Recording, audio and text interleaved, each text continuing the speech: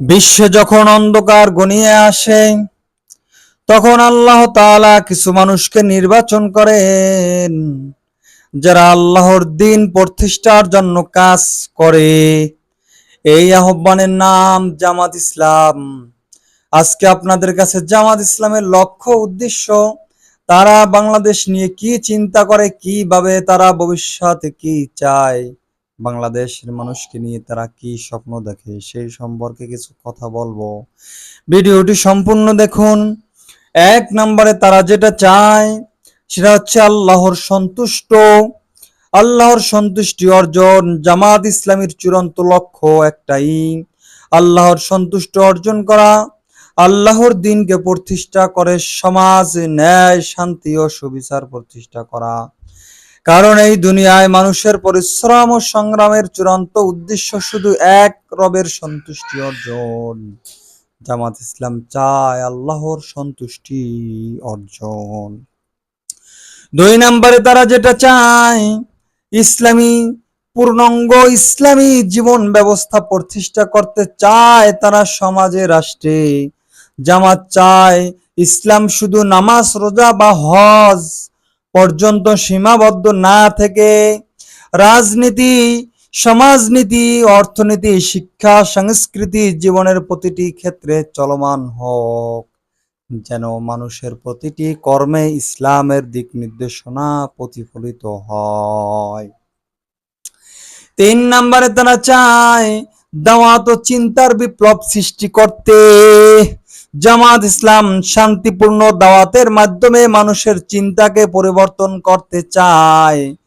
লা ইলাহা ইল্লাল্লাহ, এই মহান বাণীকে সমাজে প্রতিষ্ঠা করাই তাদের মূল মিশন। মানুষ যেন আল্লাহ ছাড়া আর কারো সামনে মাথা ঝুঁকায় না, এই চেতনাই জামাতের শিক্ষার মূল ভিত্তি। চার নম্বরে তারা যেটা চায়, আদর্শবান মানুষ ও নেতৃত্ব গঠন। জামাত চায় এমন নেতা, এমন যুবক গড়ে তুলতে যারা আল্লাহ ভীতি, জ্ঞানী, সৎ, দায়িত্ববান এবং জাতির কল্যাণের জন্য কাজ করবে। কারণ সমাজ পরিবর্তনের জন্য প্রথমে দরকার আদর্শবান মানুষ। আল্লাহ বলেন, নিশ্চয়ই আল্লাহ কোন জাতির অবস্থা পরিবর্তন করেন না যতক্ষণ না তারা নিজেরা নিজেদের পরিবর্তন করে। সূরা আর-রাদ আয়াত 11। পাঁচ নম্বরে জামাত ইসলাম যেটা চায়, জামাত ইসলাম লক্ষ্য উদ্দেশ্য যেটাকে নিয়ে তারা স্বপ্ন দেখে, ইসলামী সমাজ গঠন ও মানবতার মুক্তি। জামাত ইসলাম শুধুমাত্র মুসলমানদের জন্য নয়, বরং গোটা মানব জাতির কল্যাণ চায়।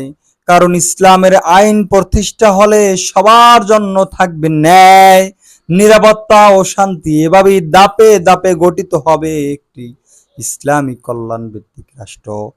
আপনারা তো জানেন, দুর্গাপূজার শুভেচ্ছা জানাচ্ছেন আমিরা জামাত এবং জামাত ইসলামের বিভিন্ন নেতা কর্মীরা পূজার মণ্ডপ পরিদর্শন, সেখানে গিয়ে তাদেরকে খোঁজ খবর, তাদেরকে অনুদান দেয়া, তাদেরকে নিরাপত্তা দেওয়ার ব্যবস্থা করা, সেটা নিয়ে বাংলাদেশের মানুষ, কিছু সুবিধাবাদী, কিছু নামদারি আলেম মুসলমানরা কি রকমের ফিতনা সৃষ্টি করছে সমাজে। যাই হোক, জামাত ইসলাম যেটা চায়, ছয় নম্বরে জামাত ইসলাম যা চায়, চূড়ান্ত উদ্দেশ্য তাদের খেলাফত ও আল্লাহর হুকুম প্রতিষ্ঠা করতে চায়। জামাত ইসলামের চূড়ান্ত লক্ষ্য হলো পৃথিবীতে আবার আল্লাহর খেলাফত প্রতিষ্ঠা করা, যাতে মানব জাতির মাঝে সত্য, ন্যায় ও শান্তি ফিরে আসে। এই কারণে জামাতের প্রতিটি কর্মী আজ বলিষ্ঠ কণ্ঠে বলে, আমার জীবন, আমার পরিশ্রম শুধুমাত্র আল্লাহর জন্য। قل إن الصلاة ونسكي ومحياي ومماتي لله رب العالمين। সুতরাং প্রিয় বন্ধুগণ, শেষ শেষ অংশে যতটুকু বলতে চাই যে জামাত ইসলামী কোনো সাধারণ রাজনৈতিক দল নয়। জামাত ইসলাম কোনো সাধারণ রাজনৈতিক দল নয়। জামাত ইসলাম কোনো সাধারণ রাজনৈতিক দল নয়। একটি এটি একটি আদর্শ, একটি দাওয়াত, একটি বিপ্লব।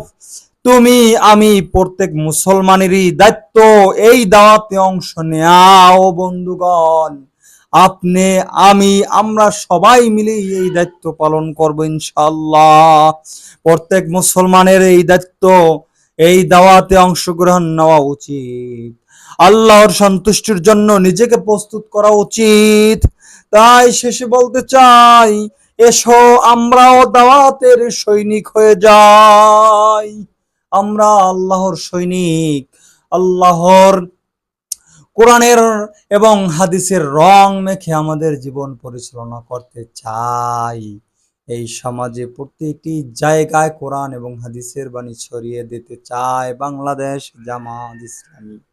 বাংলাদেশ জিন্দাবাদ, বাংলাদেশ জামাত ইসলামী জিন্দাবাদ, বাংলাদেশ জামাত ইসলামী জিন্দাবাদ, বাংলাদেশ জামাত ইসলামী জিন্দাবাদ।